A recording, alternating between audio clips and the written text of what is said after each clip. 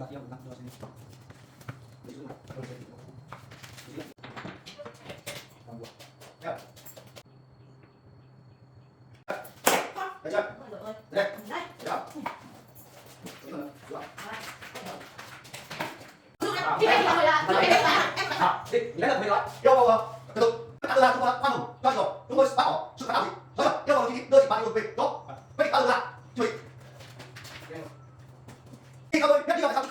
gì buồn nhà đi không?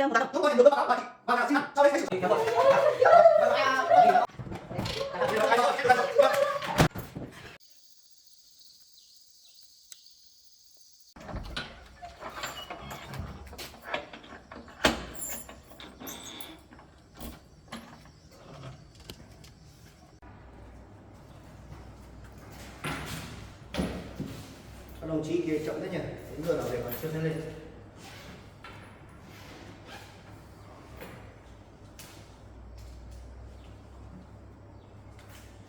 Hôm nay cố gắng xử lý xong cái vụ bà Thanh cho giải quyết xong.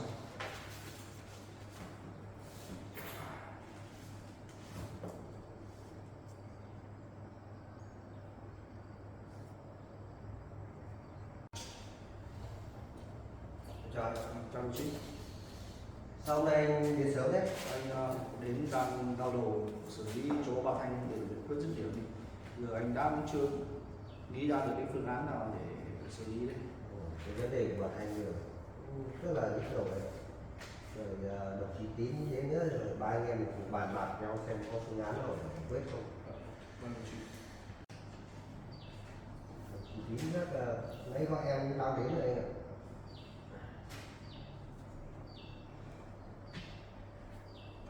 Gọi đồng chí chưa? Vâng, đồng chí tao đến rồi. Đến đúng giờ đấy. Đến giờ làm việc rồi chưa thấy?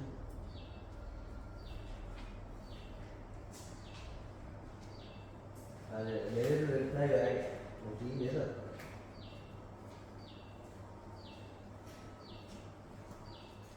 Anh nhé. Chào đồng chí. Đồng chí đến hơi muộn nhé. Nhà em có tí về ạ. Ngồi đi hơi một tí. Anh đồng chí Khu ấy cũng của anh em mình về sớm để bàn việc về vấn đề của bà Thanh ấy. Vâng. Chúng ta rất là nhức đầu không biết là nên xử lý thế nào. Bởi vì bà còn trẻ, gia đình cũng rất là đáng thương, phạt tội như thế không thể tha được. Thưa các đồng chí, bây giờ thì tôi đang làm cái biên bản làm việc thì trao đổi với các đồng chí này. Bây giờ hiện tại chỗ bà Thanh ấy thì cái tội chứng cứ của bà Thanh chúng ta đã có. Bây giờ hiện tại theo quy định của pháp luật thì bà Thanh đang phạm rất là nhiều tội, có 3 tội danh quan trọng nhất là như thế này. Đầu tiên là bà Thanh lên quấy nhiễu chị Hoàn và đánh đập cướp tài sản của chị Hoàn. Thứ hai nữa là chống người thi hành công vụ chỗ đồng chí Tín bị đánh. Thứ ba nữa là sau khi gây 2 vụ án trên thì bà Thanh lại gây thêm ra một vụ án nữa, đó là cướp tài sản của chị Khơi rồi lại trộm cắp tài sản và chưa kịp tiêu thụ tài sản thì chúng ta đã bắt được bà Thanh. Thì hiện tại chỗ bà chị Hoàn thì cũng đã chấp nhận rút đơn, nhưng cái quan trọng tiếp theo đó là chỗ chị Khơi là chưa biết là chị có kiện không hay là có yêu cầu bồi thường gì chỗ bà Thanh không. Thì bây giờ chúng ta phải xem xét cái vấn đề đấy, thưa các đồng chí như vậy. Thì tình hình nó đang như thế này thì đồng chí Tín sẽ đến chỗ chị Khơi để yêu cầu chị Khơi xuống để làm việc. Thứ hai nữa là bàn giao tài sản cho chị Khơi, gồm 350.000 tiền mặt và một chiếc xe. Chiếc xe thì vẫn chưa ảnh hưởng gì đâu. Và đặc biệt nữa thì chúng ta sẽ cố gắng cùng nhau giải quyết cái vụ án này cho nó dứt điểm đi, để bà con an tâm về trật tự an ninh của chúng ta. Thế yêu cầu đồng chí Tín lên chỗ chị Khơi để đón chị về để làm việc. Còn tôi sẽ với đồng chí Thuần sẽ trả đảo công việc một chút. Mời đồng chí thực hiện. Đồng chí Thuần ạ, hiện tại thì cái mức án mà chưa nói đến chị Khơi có khiếu kiện hay khiếu nại không thì mức án hiện tại như hôm qua chỗ chị Hoàn rút đơn ấy thì là sẽ về khoảng tầm 2 năm rưỡi đến 4 năm tù. Vì hôm trước chúng ta nói là cái mức án này từ 4 năm đến 8 tù, 5 tù giam. Nhưng sau khi chị Hoàn rút án thì sẽ khoảng tầm 2 năm rưỡi đến 4 năm.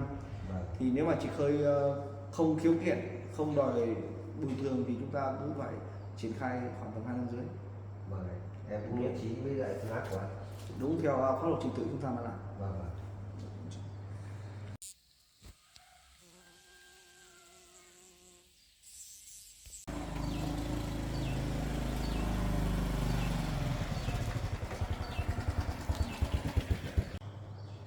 Không biết đồng chí Tín có lấy được bài Khơi về không anh ấy? Chào đồng chí, chứ còn mình về là đồng chí. Chị Khơi có ở nhà anh ạ. Gia đình không qua ở nhà mà. Em lên nhà thấy có người ở nhà. Thế thì mai lại đi tìm rồi. Mình phải đi vào cái giờ cao điểm như giờ trưa, bởi vì bây giờ cũng đang vào mùa vụ ấy anh. Thì cũng người dân cũng đi sản xuất hết rồi. Không biết là trao đổi thế nào. Chị Khơi không ở nhà này chứ nhỉ? Không, em về đến tận nhà không thấy, không biết bà đi đâu. Vâng, thế thì có thể ngày mai hoặc là tối nay, sáng mai đồng chí lên xem chị một lần nữa nhé. Vâng. Thì cũng trao đổi cái chỗ đồng chí Thuần đồng chí thế này. Cái chỗ chị Thanh thì hiện tại thì chưa biết là chị Khơi có viết đơn khiếu kiện hay không, hay có đòi hỏi đền bù tài sản gì không.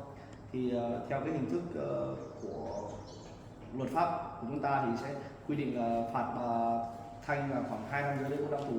Vâng. Đấy là chưa nói chỗ chị Khơi nhá.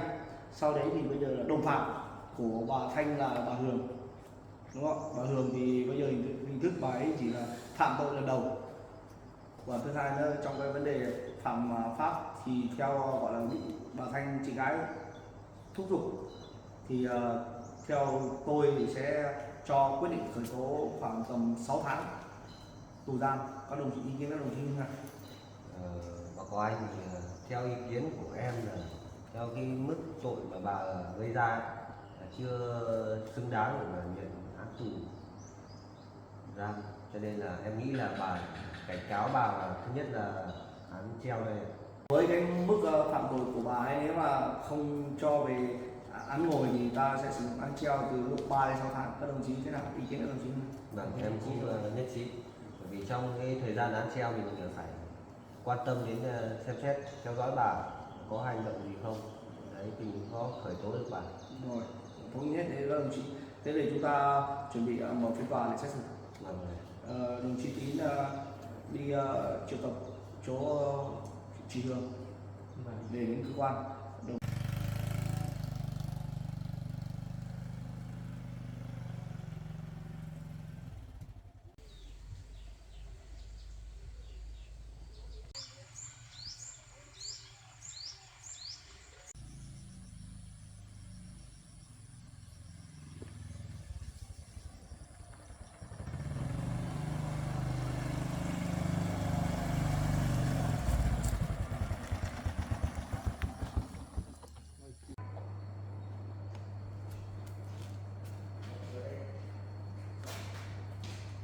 Em đón về.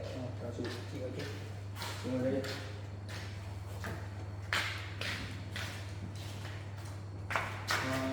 Chào chị nhé. Chúng tôi triệu tập chị vì cái vấn đề liên quan chỗ chị với chỗ chị Thanh. Thì hôm nay chúng tôi sẽ mở phiên tòa xét xử. Thì mong chị hợp tác với chúng tôi. Chị ngồi mặt lên thôi ạ. Chị nói đến nơi nói chuyện. Đó. Mời chị xuống dưới ngồi. Tôi làm hồ sơ thành công. Một chi Tín là viết những tội trạng của bà Thanh để lúc mở phiên tòa xét xử thì sẽ có những cáo trạng. Vâng. Có 3 cái cáo trạng là đầu tiên là đánh đập chị Hoàn, cướp tài sản. Tội danh đầu tiên. Tội danh thứ hai là chống người thi hành công vụ.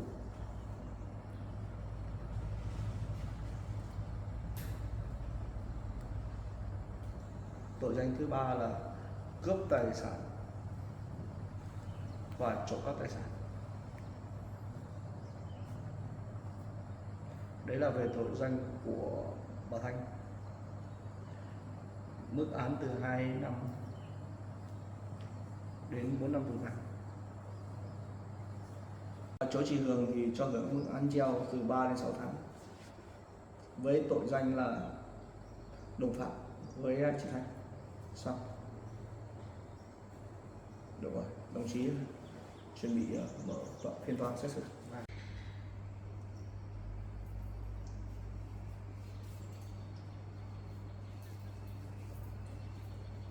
Đồng chí Thuận với tôi đi đưa vào Thanh lên. Đồng chí Tín trong bảo hiểm tự động.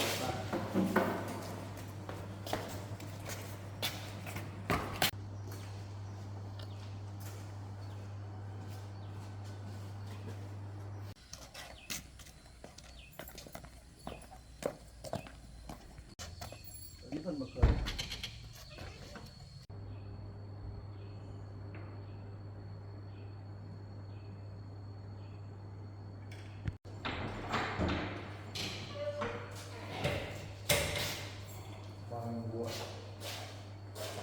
Thanh ơi.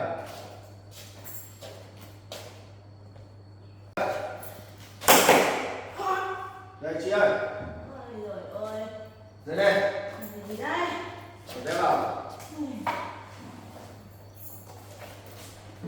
Đồng chí Thuận đưa vào. Này. Ôi giời. Vô đây. Rồi chị vào trong này. Ăn nước chướng. Ở đây. Thôi, đang ngủ. Cũng bắt đầu phiên tòa được rồi. Vào đấy. Công an gọi em vào đây em cũng phải vào mà. Thế à? Thế em được thả ra rồi còn vào đây làm gì? Công an còn tìm làm gì? Chị đói không? Có, chị đói buồn ngủ nữa. Đói đau bụng mấy hôm nay rồi. Không biết họ hôm nay họ xử như thế nào nhỉ? Chị hại em rồi đấy. Thế à? Họ gọi em về đây đấy. Thế bây giờ mình phải bảo các công an giảm tội nhẹ cho hai chị em mình thôi. Chị liên lụy đến em rồi nhỉ? Khổ quá. Tại chị, tại em ấy. Chị, Nào. chị. Thôi đi mà. Chụp tới đi. Chị, tại em. Nào, ra ngoài. Ra ngoài rồi. Tại chị. Nào. Tại chị. Tại em. Im. Chị, tại Đây em. là phiên tòa xét xử nhá. Hai bà có kết thúc của tội nặng lên. Biết chưa? Tại em ấy. Im. Chị. Đã đến giờ làm việc, yêu cầu đồng chí Thuận đưa bà Bàn Thị Hường lên trước vành móng ngựa để xét xử.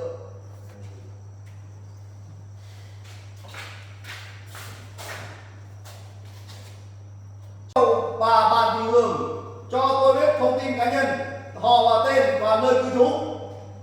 Bà Thị Hường ở Đũng Muông, xã Phúc Yên.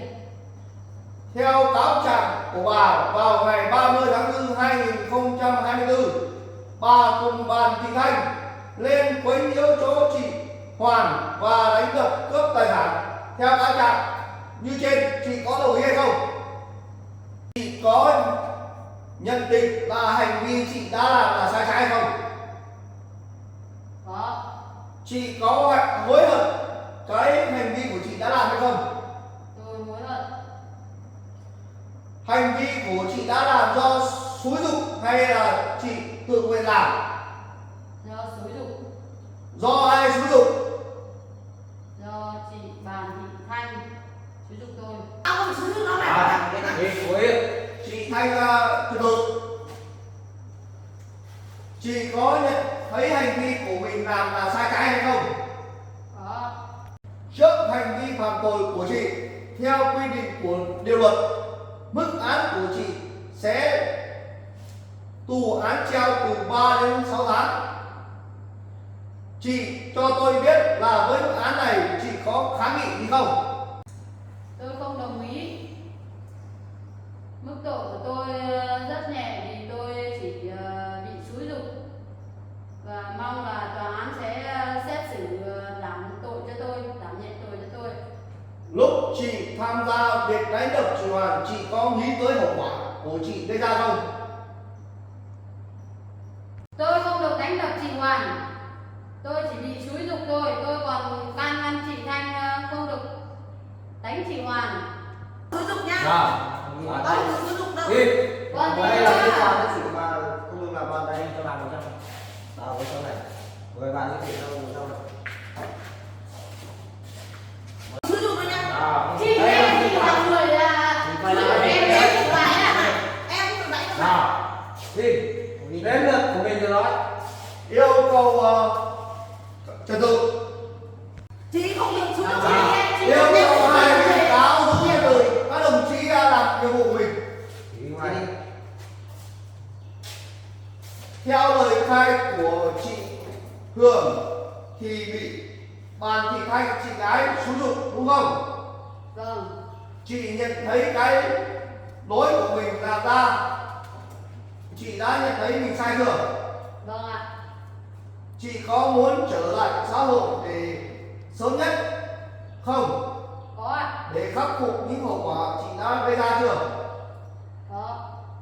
Với mức án của chị và sự thành khẩn của chị và chị chấp nhận đền bù hậu quả chị gây ra, chúng tôi quyết định phạt chị 3 tháng tù không giam giữ. Ý chị như thế nào? Quyết định này sẽ được thực hiện sau phiên tòa xét xử và chị được kháng án sau 15 ngày. Sau khi tòa tuyên án, chị không được rời khỏi nơi cư trú và không được phạm luật theo một lần nữa. Trong khi đó, lực lượng chức năng sẽ giám sát chị. Nếu mà chị có hành vi sai trái với pháp luật, chúng tôi quyết định khởi tố chị. Rõ chưa? Đó. Chị có ý kiến gì trước sự xét xử của tòa không? Tôi vẫn muốn giảm nhẹ tội cho tôi, bởi vì tôi vẫn muốn đi làm ăn xa, nên là mong là quý tòa xét xử lại. Thưa chị, với hành vi phạm tội của chị, chúng tôi ra quyết định khởi tố chị và cho chị sử dụng án treo không giam giữ. Đó là án đưa ra, chúng tôi đã khoan hồng cho chị rồi. Chúng tôi bác bỏ sự kháng cáo của chị.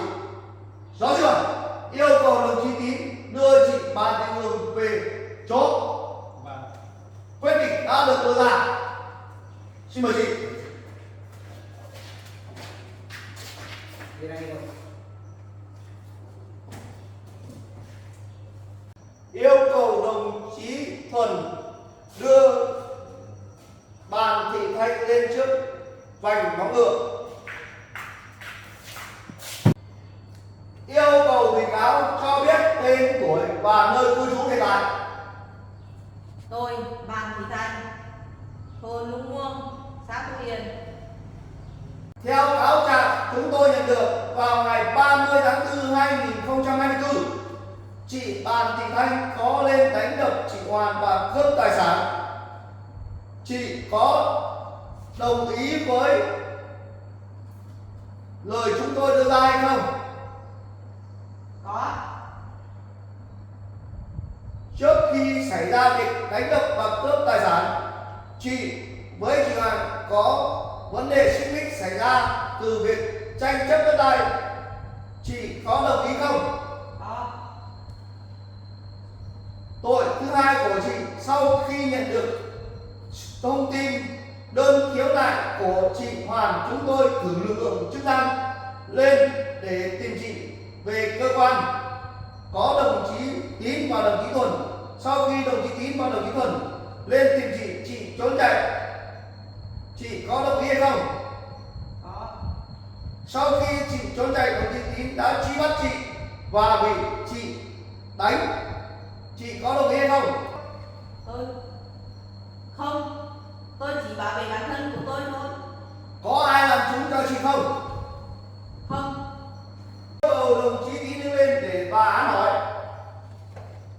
Vào ngày 30 tháng 4 2024, sau khi nhận được thông tin của chị Hoàn phản ánh, đồng chí Tín thực hiện nhiệm vụ truy bắt bà Bàn Thị Thanh và có xảy ra sự việc Bàn Thị Thanh chống người thi hành công vụ. Có đúng không? Có anh ạ. lúc đấy bà Thị Thanh có hành động đánh đồng chí đúng không? Vâng. Có gây thương tích đằng sau vai một vết thương rất là lớn đúng không? Đúng em. Đồng chí được y sĩ bác sĩ kiểm tra và tiêm thuốc có đúng không? Có em. Đồng chí Tín có được tấn công bà Thị Thanh không? Không em, đấy là em phản kháng thôi. Tự nhiên. Lúc đấy tôi bảo vệ bản thân tôi cơ mà. Theo thông tin chúng tôi nhận được như thế thì bà Thị Thanh hiện tại chối từ là không được đánh đồng chí.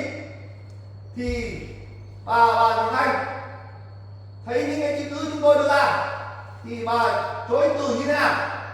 Yêu cầu bà Thị Thanh trả lời câu hỏi của bên chúng tôi. Khi đổi đồng chí Tín có được tấn công bà Thị Thanh hay không? Không anh ạ, bà Thị Thanh này đánh đằng sau em không kịp phản kháng là em ngất thôi.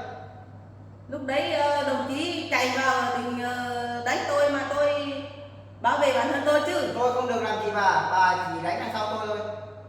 Đồng chí từ bà Thị Thanh từ tôi xin phép hỏi đồng chí Tín tiếp theo, dụng cụ gây án của bà Thị Thanh đánh đồng chí là gì? Một cái cây dài tầm 5-6 mươi phân anh ạ. Để gây ra vết thương cho đồng chí. Đúng rồi. Theo thông tin chúng tôi nhận được và bên bác sĩ cho chúng tôi thì hồ sơ đúng khớp với đồng chí Tín nêu ra, chứng tỏ bà Thị Thanh nói dối. Yêu cầu đồng chí Tín ngồi xuống. Đó. Đồng chí Tín và những cái bằng chứng chúng tôi thu thập được, chị bà Thị Thanh có đồng ý với quyết định của chúng tôi đưa ra hay không? Và nếu mà chị không đồng ý thì chúng tôi sẽ không cho chị sự khoan hồng của pháp luật. Yêu cầu chị bà Thị Thanh, chị có nhận tội chống người thi hành công vụ hay không? Có. Tôi đồng ý. Vậy là chị đã đồng ý hai vụ án chị gây ra. Vụ án tiếp theo, sau khi chị trốn chạy lực lượng chức năng trên rừng, lực lượng chức năng truy đuổi chị và chị đã xuống làng cướp tài sản và trộm cắp tài sản. Cướp tài sản gồm một chiếc xe máy, trộm cắp tài sản là giá trị tài sản là 350.000 tiền mặt. Chị có đồng ý tất cả của chúng tôi không? Không. Vậy cái vấn đề cướp tài sản, trộm cắp xe máy thì chị không đồng ý. Chị cho tôi biết lý do tại sao chị không nhận tội. Không, tôi chỉ mượn chủ nhà đấy đi một đoàn thôi. Chúng tôi nhận được đơn báo cáo là chị vào nhà xin ăn, sau đấy thấy sự sơ hở của gia đình, chị đã lén trộm một chiếc xe máy và trộm cắp 350.000. Tại sao đến giờ chị vẫn không nhận tội? Chị có muốn được hưởng sự khoan hồng của pháp luật hay không? Yêu cầu chị trả lời. Tôi muốn sự khoan hồng của pháp luật. Lúc đấy tôi mượn thôi, tôi không phải ăn trộm, ăn cắp. Tôi chỉ mượn cái xe đi một đoạn thôi. Chị mượn xe đi làm gì? Tôi đói quá tôi mượn ra ngoài để kiếm ăn thôi. Chị được hỏi gia đình, chủ gia đình chưa? Lúc đấy tôi định hỏi nhưng mà bà đấy đi chăn gà chăn vịt rồi. Tôi nhận được thông tin lúc gia đình chủ xe quay lại nhìn thấy chị có kêu vào gọi chị nhưng chị vẫn phóng xe đi. Vậy là sao? Lúc đấy tôi không nghe thấy. Như vậy là chị không khai thật. Chị không nhận chị cướp tài sản là chiếc xe máy. Vậy hành vi trộm cắp tài sản 350.000 chị có được lấy hay không? Thôi tôi nhận, tôi có. Chúng tôi yêu cầu chị nói rõ chứ không phải là thôi. Chị có được trộm cắp tài sản 350.000 tiền mặt hay không? Có. Vậy là hành vi trộm cắp tài sản tiền mặt 350.000 chị đã nhận tội. Còn hành vi cướp tài sản là một chiếc xe máy chị có nhận tội hay không? Có. Tôi cũng biết lỗi rồi. Với hành vi chị phạm tội như trên, tôi sẽ thông báo lại các hành vi phạm tội của chị để tòa tuyên án. Hành vi đầu tiên đánh đập chị Hoàn, cướp tài sản của chị Hoàn, chị đã nhận tội. Hành vi thứ hai của chị chống người thi hành công vụ, chị đã nhận tội. Hành vi thứ ba, cướp tài sản một chiếc xe máy và trộm cắp tài sản, chị cũng đã nhận tội. Với những hành vi phạm tội trên của chị bị tuyên án mức án là 2 đến 4 năm tù giam. Tòa cho chị mức án trên, chị có ý kiến gì không?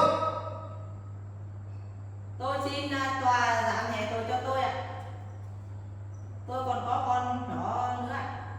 Với hành vi của chị, tòa không giảm án vì hành vi của chị là hành vi cần phải giam giữ. Chị làm ảnh hưởng đến xã hội. Đặc biệt trong cái lúc chúng tôi truy đuổi, chị đã chạy trốn và